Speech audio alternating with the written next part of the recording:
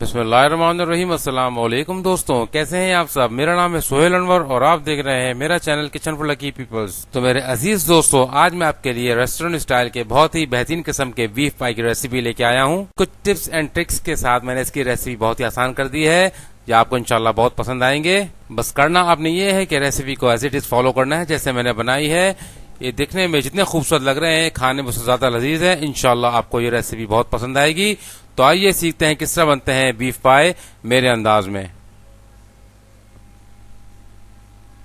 बिस्मिल्लाहिर्रहमानिर्रहीम, अल्लाह का नाम लेके शुरू करते हैं। इस रेसिपी के लिए हमने बीफ बछिया के 4 पाए लिए हैं, जिनका वजन 3.5 किलो के करीब है। उसके साथ हमने 2 से 3 नलियां मिला ली हैं, तो ये तकरीबन 4 किलो बन चुका है। तो ये 4 किलो पाए की रेसिपी है। इन पायों को हमने 12 मिनट के लिए बॉईल किया था, हाफ कप सिरके और 2 टेबलस्पून नमक के साथ, ताकि इसमें जो हल्की सी महक है वो खत्म हो जाए। तो आइए मसाला बनाते हैं इन पायों का। बिस्मिल्लाहिर्रहमानिर्रहीम, एक बड़े बर्तन में हमने 1 पाव के करीब घी लिया है। आप तेल भी यूज कर सकते हैं, लेकिन घी से इसका जायका बहुत बेहतरीन आता है। जब घी गर्म हो जाए तब हम इसमें आधा किलो प्याज डालेंगे। हमने वजन करके आधा किलो प्याज ली थी, कटने के बाद ये थोड़ी कम हो चुकी होगी।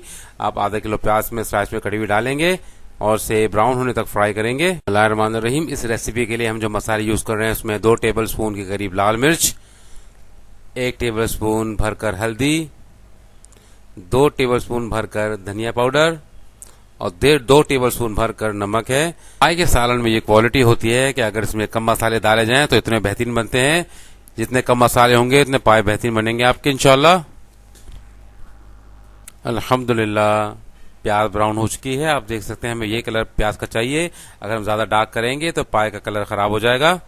अब हम इसमें 3 टेबल स्पून भरकर अदरक लहसुन पेस्ट डालेंगे और से भी प्याज के साथ हल्का सा फ्राई करेंगे, तब तक जब तक इसकी खुशबू न उठने लगे। जब अदरक लहसुन की खुशबू उठने लगे तब हम इसमें तमाम मसाला डालेंगे और इसे अच्छे तरीके से फ्राई करेंगे। हल्का हल्का पानी डालकर फ्राई करते रहेंगे ताकि इसका रंग डार्क ना हो, और इसे 4 से 5 मिनट के लिए अच्छी तरीके से फ्राई करेंगे। ये बेस है पाए की। जितना अच्छा मसाला हमारा फ्राई होगा उतने बेहतरीन पाए निकल के आएंगे इंशाल्लाह। तो आपने मसाला बहुत अच्छे तरीके से भुनना है, बीच बीच में हल्का हल्का पानी डालते रहना है ताकि मसाला में हमारा जले नहीं। अल्हम्दुलिल्लाह, 5 मिनट मसाला भुनने के बाद आप देख सकते हैं कि घी ऊपर आ चुका है। बेहतरीन किस्म का मसाला हमारा भुन चुका है। अब हम इसमें दही शामिल करेंगे। हमने आधा किलो के करीब दही लिया है। आधा किलो दही इसमें डालेंगे आप और से भी अच्छे तरीके से मसाले के साथ फ्राई करेंगे। अच्छी तरह भुनेंगे दही को भी मसाले के साथ। बिस्मिल्लाहिर्रहमानिर्रहीम, 4 से 5 मिनट मजीद भुनने के बाद दही के साथ आप देख सकते हैं कि इसका रंग कितना बेहतरीन निकल के आया है।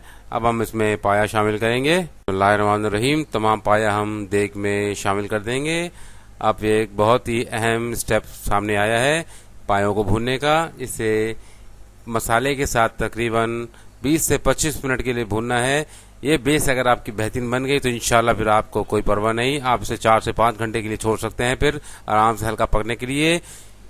पायों को बेहतरीन बनाने के लिए मसाले को पाए के साथ शुरू में भूनना बहुत लाजमी है, बहुत जरूरी है। इसी से पाए का जो जायका है वो निकल कर आता है। आपने मजीद 25 मिनट से भूनना है पायों के साथ। थोड़ी ताकत लगेगी इसके अंदर, लेकिन अगर बेहतरीन जायका चाहिए आपको तो ये स्टेप आपको लाजमी करना है। बिस्मिल्लाहिर्रहमानिर्रहीम, 20 मिनट हो चुके हैं पाया भूनते हुए। ये काफी मेहनत तलब काम है, लेकिन जब रिजल्ट अच्छा चाहिए होता है तो थोड़ी मेहनत शुरू में लगती है, इसलिए आपको ये स्टेप लाजमी करना है। बिस्मिल्लाहिर्रहमानिर्रहीम, ठीक 25 मिनट बाद पाया भुनने के बाद हम इसमें 2 जग के करीब पानी डालेंगे। ये तकरीबन 5 से 5.5 लीटर पानी बनता है। पानी इतना होना चाहिए कि ये पायों को पूरी तरीके से कवर कर ले।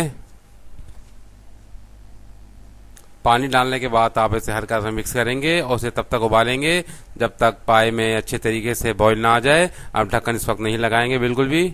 जब पाए में अच्छे तरीके से बॉईल आ जाए तब इसे ढक्कन लगाकर 4 से 5 घंटे के लिए हम बिल्कुल हल्की आंच पर छोड़ देंगे, तब तक पाए गल न जाएं।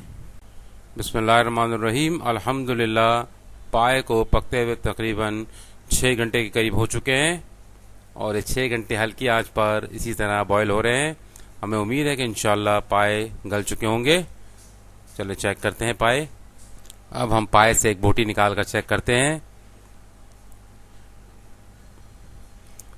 अल्हम्दुलिल्लाह, आप देख सकते हैं पाए मुकम्मल तौर पर गल चुके हैं। आप इसकी ग्रेवी भी चेक कर सकते हैं कि कितनी चिकनी है। ये सारी चिकनाहट पायों की अपनी है।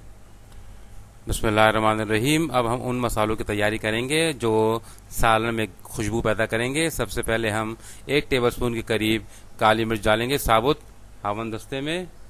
इसके बाद हम 1 टेबलस्पून भरकर साबुत जीरा डालेंगे और उसे अच्छी तरीके से कूटेंगे। अब हम ये मसाला पायों में मिलाएंगे और अच्छी तरीके से चमचा चलाकर हिलाएंगे ताकि सारा मसाले की खुशबू सालन में बैठ जाए। इसके बाद हम इसमें 1 टेबलस्पून भरकर गरम मसाला पाउडर शामिल करेंगे और उसे अच्छी तरीके से मिक्स करेंगे। फिर हम सालन को ढककर 5 से 10 मिनट का दम देंगे।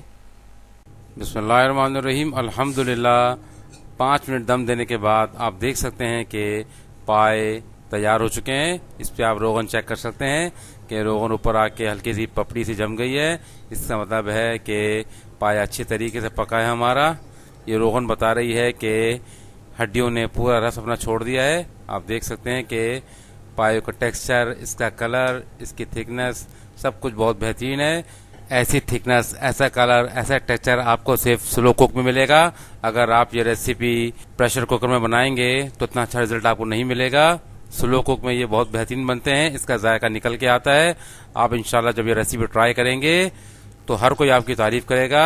आपको लगेगा नहीं कि ये आपने घर पे बनाया है या रेस्टोरेंट से आया है। और शर्त ये है कि रेसिपी आपने पूरी देखनी है और से एक एक स्टेप इसका कॉपी करना है, तो इंशाल्लाह आपका पाया भी ऐसे ही बनेगा। बिस्मिल्लाहिर्रहमानिर्रहीम। अब हम इन पायों को जूलियन में कटी हुई अदरक से, हरी मिर्च से और धनिया से गार्निश करेंगे, जो उसके जायके में भी इजाफा करेगा और उसकी खूबसूरती में भी। ये माशाल्लाह से दिखने में जितना खूबसूरत लग रहा है, खाने में इतना ही लजीज है। आप एक बार इस रेसिपी को ट्राई कीजिए, इंशाल्लाह आप घर वालों के हाथों तारीफ के हकदार करार पाएंगे। हर कोई आपकी तारीफ करेगा।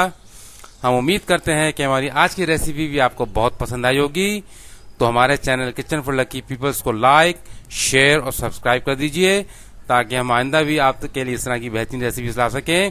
हम बहुत मेहनत से आपके लिए रेसिपीज तैयार करते हैं, तो प्लीज हमारे चैनल को लाइक, शेयर और सब्सक्राइब कीजिएगा। और यहाँ तक की रेसिपी देखने का बहुत बहुत शुक्रिया। अल्लाह हम सबको अपनी जुबान में रखे। आमीन सुमा आमीन। अल्लाह हाफिज।